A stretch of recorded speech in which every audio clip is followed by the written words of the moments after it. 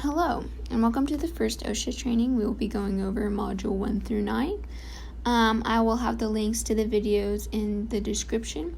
So when I tell you to go and click the link, then go ahead and click the link. Okay. So if you weren't here for the first session, we are just taking notes. So take notes over these modules, whatever you deem as important, and you can use those for the quiz. But yes, there will be a quiz at the end of this. It's only 20 questions, and you have 24 hours to take the quiz. Yeah, it doesn't seem that bad, so I hope you enjoy it. All right, let's get into this. So we'll be talking about access to employee exposure and medical records. So you will be identifying what records must be maintained to maintain employee records confidentially, and you will ensure that access to records by employees as required.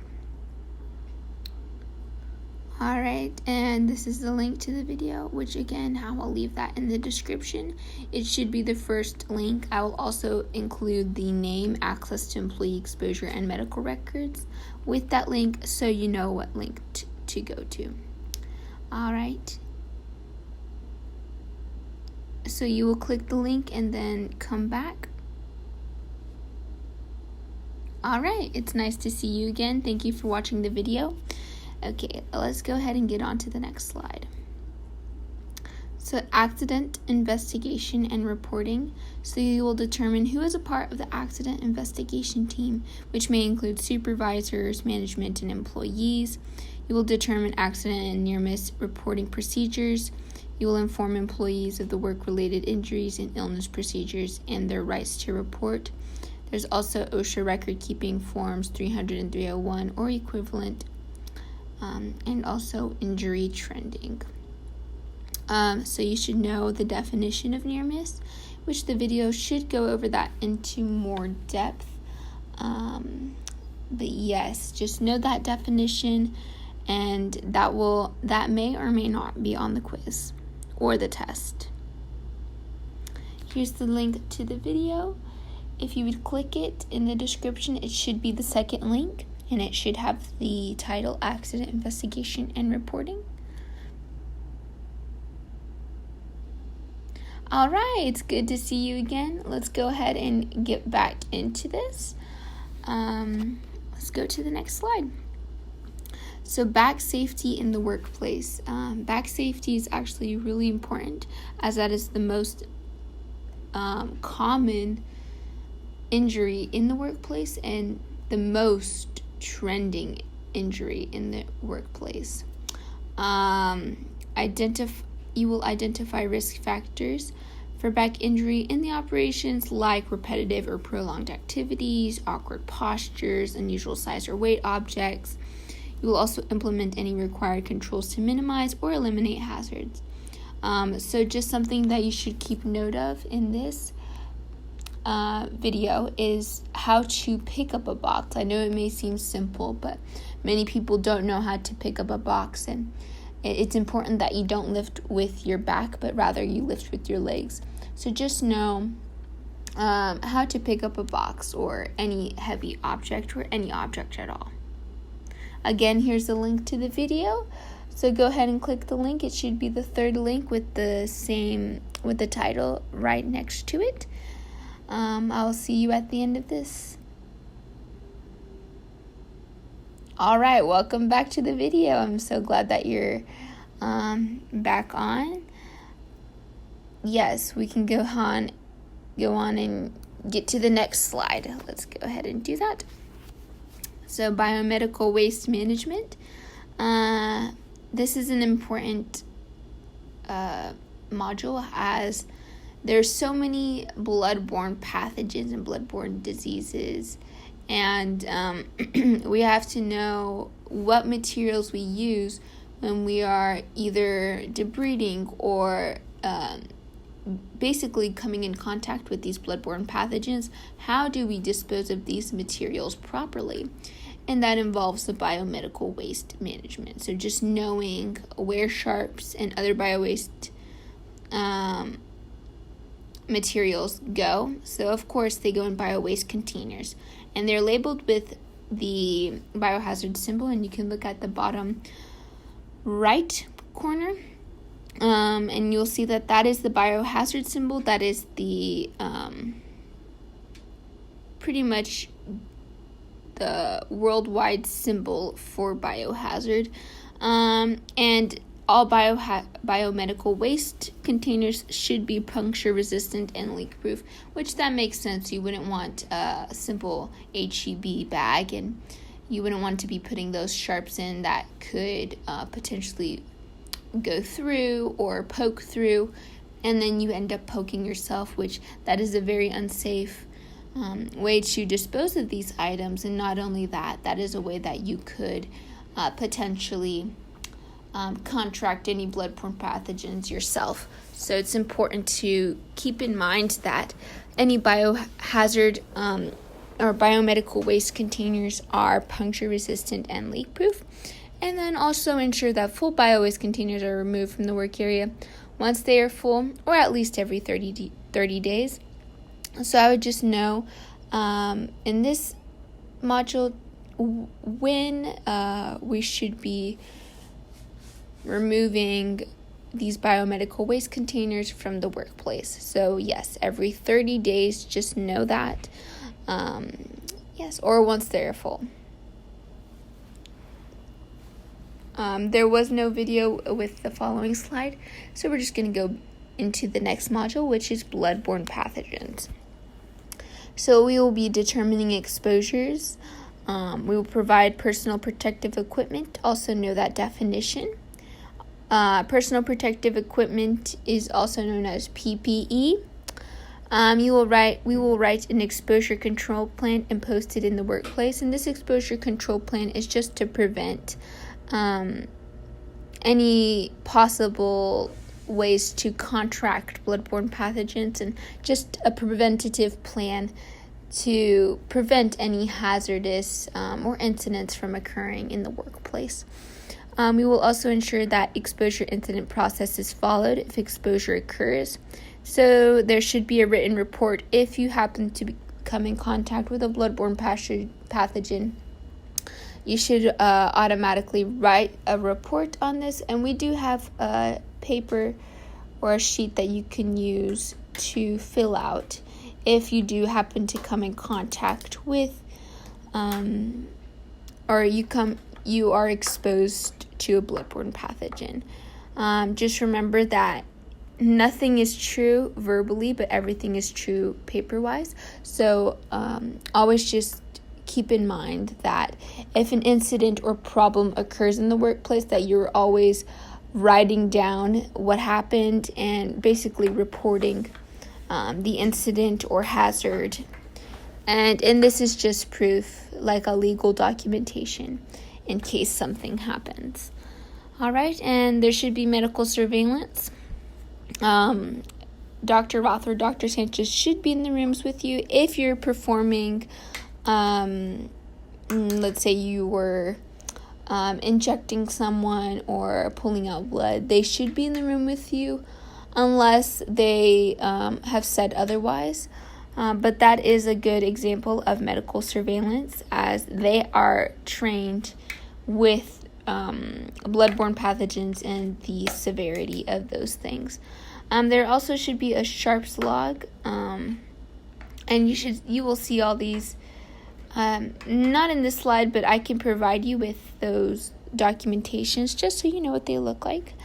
But a sharps log is just to keep track of not all sharps, but any sharps that happen to come in contact with someone. Let's say that you were injecting them and the sharp accidentally falls onto the ground, you forget to pick it up, and another patient comes in and steps on it. That is just an extreme example of how you would be documenting the sharp and basically saying why the incident occurred with this sharp, and how you could have prevented it and what you should do. All right, let's go ahead and get to the video. So there is a video with this one. It should be the fourth link. If I'm not mistaken, go ahead and click it. It should be under the Bloodborne Pathogen video link. Alright, it's good to see you again. Or good that you're back. Alright, let's go ahead and go into the next slide. So, exposure control plan. So, each employer having an employees with occupational exposure shall establish a written exposure control plan designed to eliminate or minimize employee exposure. Example provided in the previous slide. I did delete all the paper examples as it was a little bit more time consuming to go into more depths when I did provide these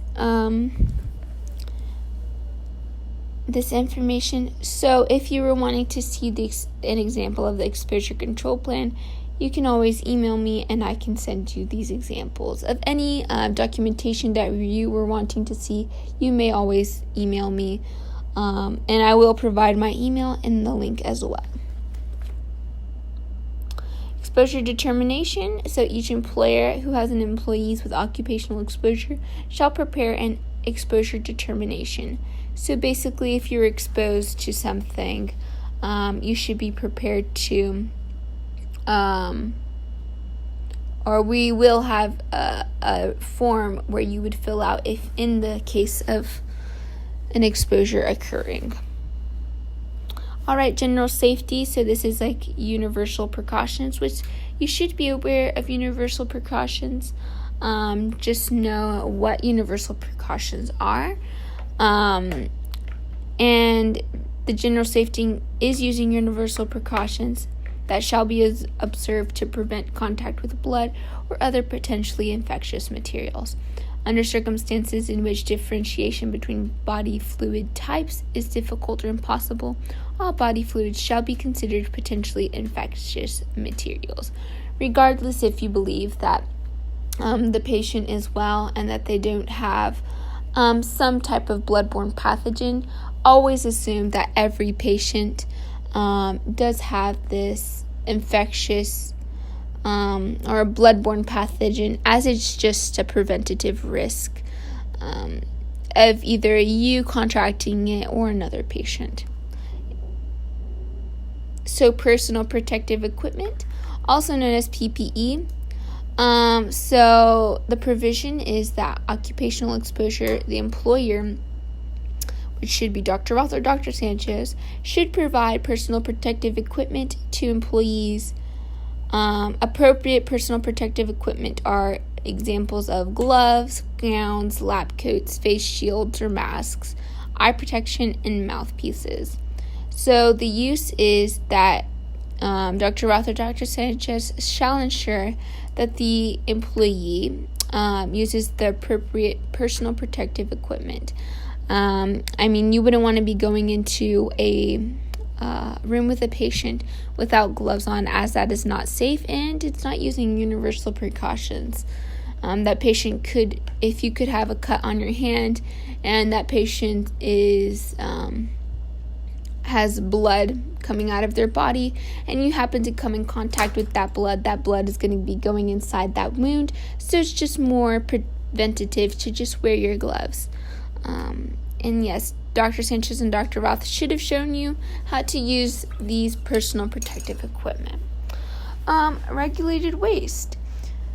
Contaminated sharps should be disposed of in closable, puncture-resistant, leak-proof on sides and bottoms, labeled or color-coded. And on the right side, these are just examples of these regulated waste containers. And of course, they are all made of plastic and they all have that biohazard symbol. These are important. I know these color codes as red, yellows, oranges. These are basically, they should be a red flag that these are where these medical infectious materials, biohazard equipment is being stored. These sharps that could potentially have bloodborne pathogens are stored in here, and they are closable and puncture resistant and leak proof on sides and bottoms and labeled. So these are the items you should look for when you're trying to store any sharps or biohazard waste. We will be going over compressed gas. And the example on the right is not an example of a medical compressed gas unit, but we do have a compressed gas unit located at the Southside office in the infusion lab. So we are just learning how the storage areas are identified and inspected frequently. Cylinders must be secure and prevented from tipping. Cylinders must be labeled with the type of gas, hazard warnings, and indication if the cylinder is empty or full. All empty cylinders should be grouped together. Full oxygen cylinders must be located 20 feet from rated firewall, separating them from flammable gases while in storage. Of course, it makes logical sense. You shouldn't have a fire next to a compressed gas unit, as those are very flammable, and the video will go over more depth on how dangerous these can be. And here's the video. Go ahead and click the link. It should be link number 5. Once you're done, go ahead and head back to this slide. Alright, welcome back. Let's get back into this new module.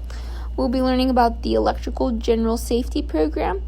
So you'll be reviewing hazards and determining level of exposures. We will ensure that electrical services are contracted with licensed electricians. If only cord and plug equipment hazards are encountered by employees, otherwise ensure that safeguards, equipment, and training is provided to employees who encounter other electrical hazards. You should ensure that circuit breakers and fuses have covers that remain closed. You should ensure that outlets within 3 feet of water sources are GFCI protected. And GFCI, just know that definition.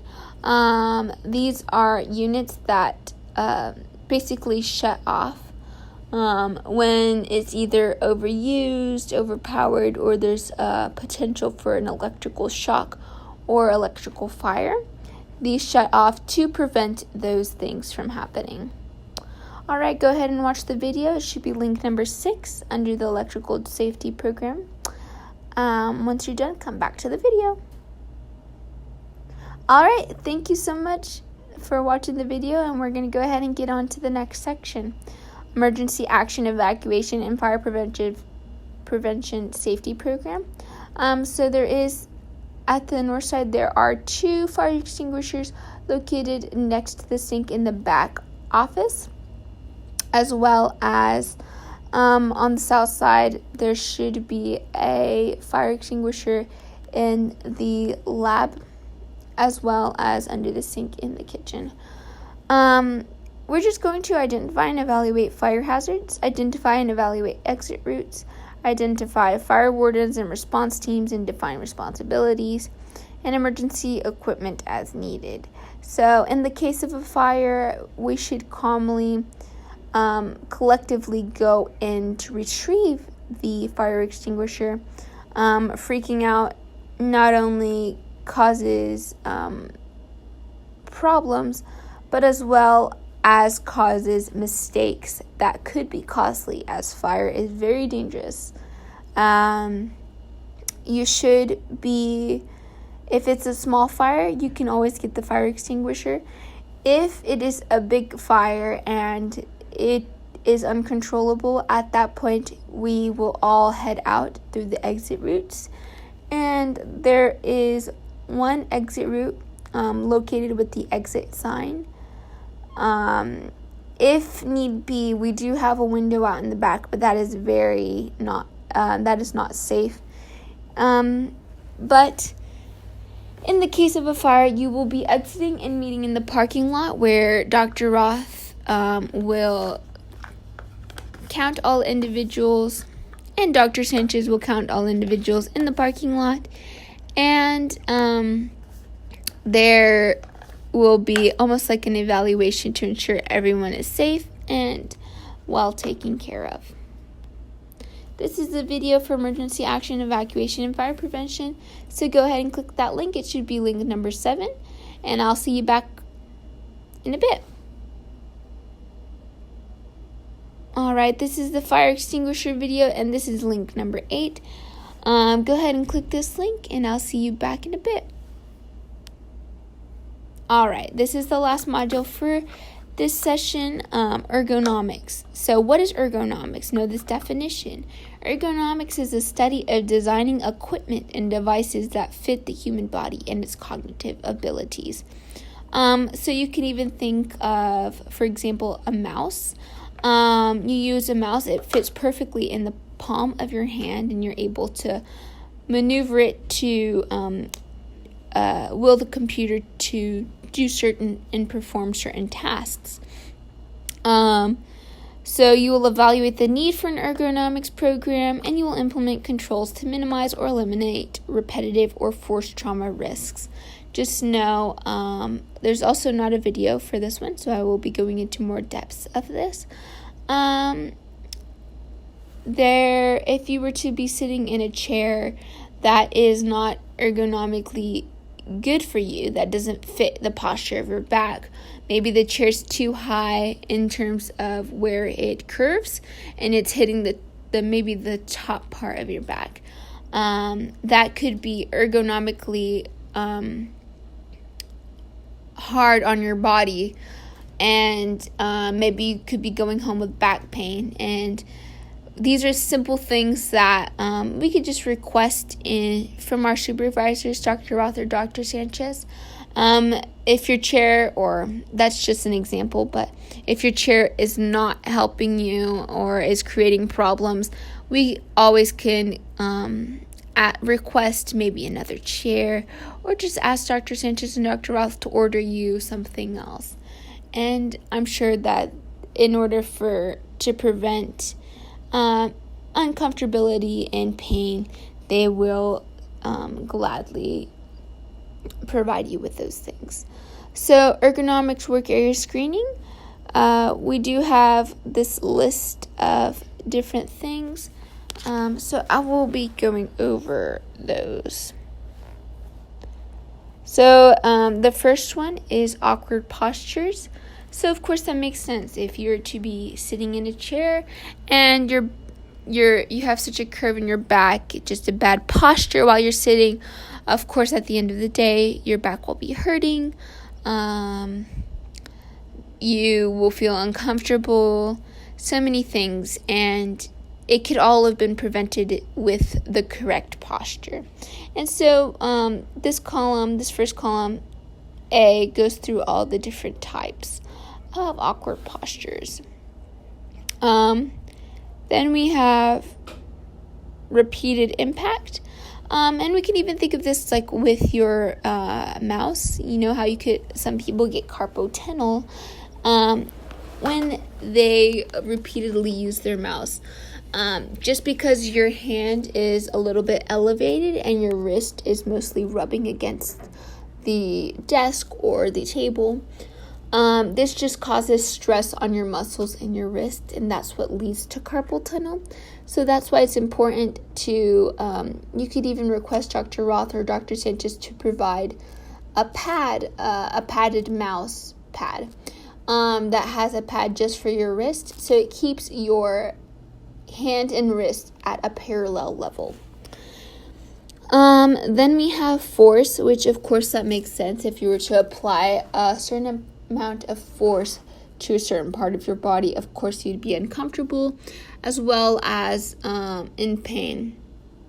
So if you're constantly hitting your elbow because your desk is so confined, this eventually your elbow will maybe bruise up, maybe there will be a lot of significant pain with it, that you're having to ice it when you get home. And these can all be prevented if you just go and talk to Dr. Roth or Dr. Sanchez in regards to your small desk area and maybe the uncomfortability of you hitting your elbow all the time on this certain wall because your desk is too small. All right, let's go to the next one. Okay, again, we're going to continue with force, and force is just pretty straightforward. Any continued force is just really hard on the body. Repetition and recovery. So a repetition of force, that is also very hard on the body. Continually hitting your elbow, like in the previous example I gave, Of course, that's going to really mess up your ergonomics. And yeah, it just leads to a lot of pain and uncomfortability and even recovery. Of course, sometimes healing hurts. And yeah, it takes time to heal, and our body takes time. And that is another thing that could lead to ergonomics disorder. Any vibration, our body is not meant to be in a constant state of like vibration or a constant stress. So example, you can think of construction workers with those drills that they use that's really bad for their shoulders, their elbows, even part of their chest, as that is not good for them. Some construction workers come home with headaches. Your body's not meant to be in this state of constant vibration or unusual movements. All right, and then that was it for the last module. Now, these are the links to the COVID-19 videos. Go ahead and click those links and watch them, as there will be a COVID-19 exam as well. All right, thank you so much for listening to this first module. I'm so glad that you were a part of this lecture, and if you have any questions, always email me. My email will be in the description below.